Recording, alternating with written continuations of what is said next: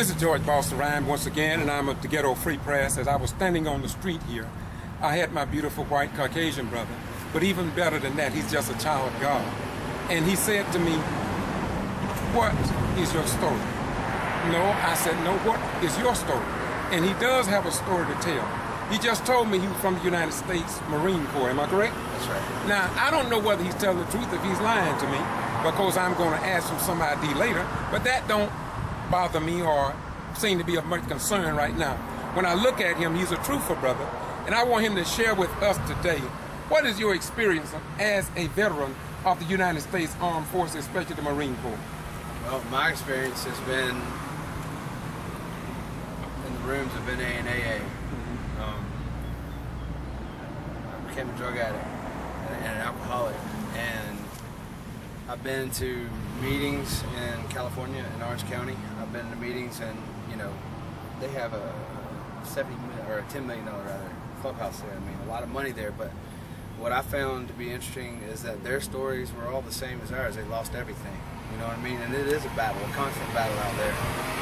We fighting on the one hand the government that we imprison more of our people than Iran. Proven, does. proven, yes, documented. And yes, sir. Go ahead. you take the country of Portugal, for instance. They decriminalize and legalize all drugs, and they gear people towards treatment instead of prison. And they saw a 3% decrease. I believe I'm right about that. A 3% decrease in illicit drug use after they did that. 100 years ago, we treated symptoms in the United States, or modern medicine, if you will, treated, for instance, if I had a pain in my left arm, they give me an aspirin for my pain in my left arm, not for the heart attack that I was having. And now you have symptoms out here of drug use, of drug addiction. You have liquor stores getting robbed. You have people getting killed. I got stabbed in my knee and kicked in my face. And I'll show you. I was stabbed right there, and the doctor had to cut me up and clean it out. And you can see in my eye where one eye, they put a plate up underneath my eye because somebody kicked me in the face, and there was no reason for it. It's drugs. It was drug addiction. It's the symptoms of drug addiction. Our government's not treating those symptoms. They're putting people in prison and jails.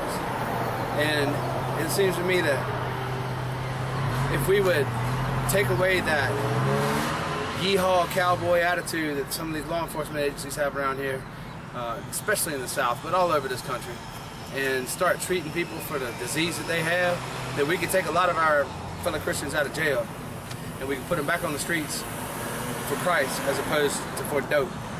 And that's the story I have. Now, when you talk about the drugs, when you talk about the incarceration rate, where did you get this information from? In other words, I mean, I hear the same thing on television, but why is it that when it comes down to the real news media, they don't hardly report this type of information? They'll do it on a special segment of a program, but why don't you think that they'd be more consistent? It's a class issue. It's not a race issue. It's a class issue. If the white people, I'm from South Carolina, okay? And then we've recently had an argument up there about the Stars and Bars, the rebel flag. They wish they'd get that damn thing off our state capitol grounds and put it in the state museum where it belongs. It doesn't belong. It'd be like flying the British Union Jack over the U.S. Capitol building. It doesn't make good sense. But I hate to say it, but the upper class, which in our case in America tends to be white people or Jewish, they control the media. Now, or in the case of Fox News, for instance, it's a British, but he's white. And it doesn't matter what the race is. It does not matter at all what the race is. It was a British man by, I can't think of his name off the top of my head, but it was a slave ship captain that wrote the song Amazing Grace, How Sweet the Sound. Yes, sir. And, the British, they managed to outlaw slave trade years before the United States got around to it. Now, I have 2 bachelor's degrees from Clemson University. You have what? I have 2 BAs from Clemson University, one in political science and the other in history. Okay? And I had to write a master's thesis on race relations in the American South post-1877, and Otis Redding and Sam Cooke are my studies. Okay, I'm looking at how Sam Cooke did A Change Is Going to Come in early '61, and Otis Redding turned around and did it a year and a half later, right? Well, you can look at Sam Cooke's version of it, and it's very white. You got the operatic, or the white people singing in the background, and the string quartet, and And then you see Otis Redding just a year and a half later, and it's got that soul, you know, that that he did. He's my favorite artist of all time.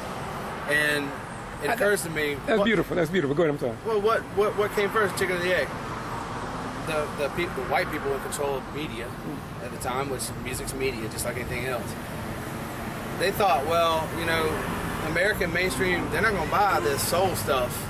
So they made Sam Cooke do what he probably didn't want to do and sing a very white version. Then all of a sudden, Dr. King comes in and he says, I shall not rest until justice flows down like water and righteousness like a mighty stream. He stands up at the Lincoln Memorial and gives a speech like none other in American history. And all of a sudden, you have Harry Belafonte out there in the crowd, and you have all these people in mainstream media out there. And they're saying, wait a second, hold on, it might work. And so the next thing you know, Otis Redding's out there singing.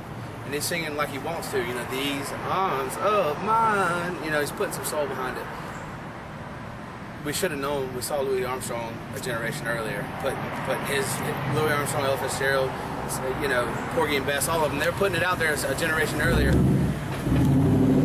But white people still, the white media still looked at it as a subservience. Whereas this is a whole different thing, I think, because Otis Redding wasn't subservient to anyone. He did his music. He did it how he wanted to do it. You know, Sam Cooke, he was still singing about the same things of the black culture, but he was singing in a white style. Who wanted to hear that? You know, you had Ray Charles out there, I can't stop loving you, and then they're all behind him with the white woman singing as high as she can, and who wants to hear that? Well, they just don't go together. You know, that's a country song. I love Ray Charles as well, but it just doesn't go together. So that's an example of how the media, the powers that control the media, quite frankly, screw it up. And if they would allow if they would allow people to be who they are, if they would allow a message that's naturally flowing up from the zeitgeist as opposed to artificially flowing down from the powers that be, then we would be a lot better off in this country. Now, I got a question. Your words generate a question for me, and you have to excuse me, but I'm a thinker. I love thinking, and I'm independent, and I'm free. I'm perhaps one of the freest men in this country, and know it. I'm very free.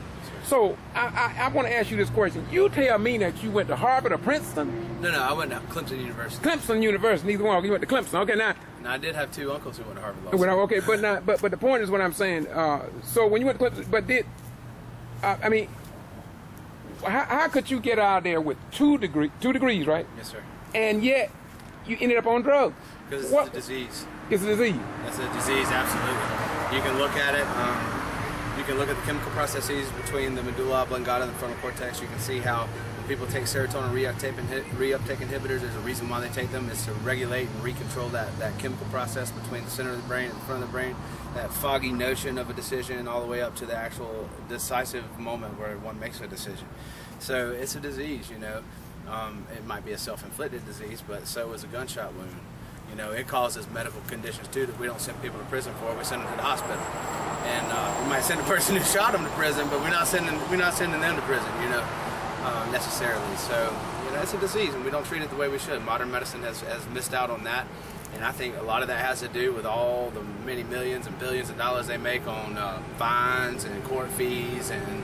You know, these sorts of judicial system? Judicial system. The judges, right. The probation, and the rest of it. I got a family member who's a federal judge for the District of South Carolina. Is a what? Federal judge for the District of South Carolina. Family member? Yes, sir. And I won't name, you know, I'm not going to name No.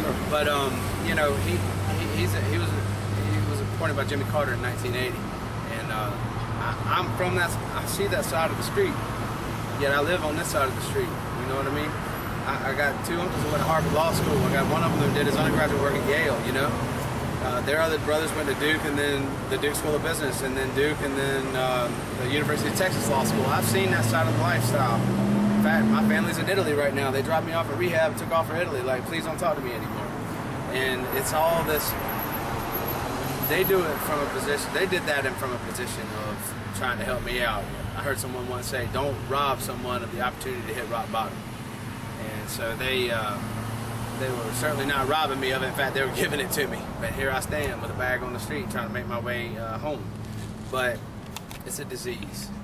And so I tell you what, if there was a cure for the disease, I would be appreciative. But it's like, there's no cure for it except for the banding together of fellow alcoholics and fellow narcotics users. There's an AA meeting house right up here on the corner. I went there last night. Whenever I left rehab, I did what typical drug addicts do. My disease kicked in, I got an attitude, and I left the place where I was. I left my treatment. What kind of person in their right mind leaves 3 square meals a day in a bed, air conditioned, and a meeting house and work to do to live on the street? They try to hitchhike to South Carolina. Well, I'm trying to get down to Fort Lauderdale. Try to hitchhike, you know? That's a disease. If you don't believe it's a disease, go ahead and do your shot and see what happens. It's a disease. And so I'm trying to go into remission. That's all we can do is go into remission. My final question is, what's your name again? J. Hart. J. Hart. Now, my final question to you is, I was cutting a video in front of the Valdosta Daily Times because they had a public meeting last night, and the beef of what took place at that meeting about getting some of the economic dollars, which is $80+ million, directed into the black in the black Americans communities, because they have been excluded from the contracts from the beginning of time. And yet the Valdosta Daily Times reporter, and I think he was a black guy, but he didn't put anything in the Times. He might not be able to get it through to his publisher, but the point was, it was as if though we were not even at the meeting. Well, the speakers were not at the meeting. I'm sure he enjoys feeding his family. I'm sure of that. And that's the control right there. He who controls the purse string controls the world. You know, but I differ with that.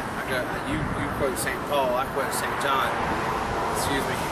St. John, yes, peace I leave with thee, my peace I give unto thee, not as the world giveth, but as I giveth. Let the heart not be troubled, let it not be afraid. It'll all be done in the end, what's supposed to be done.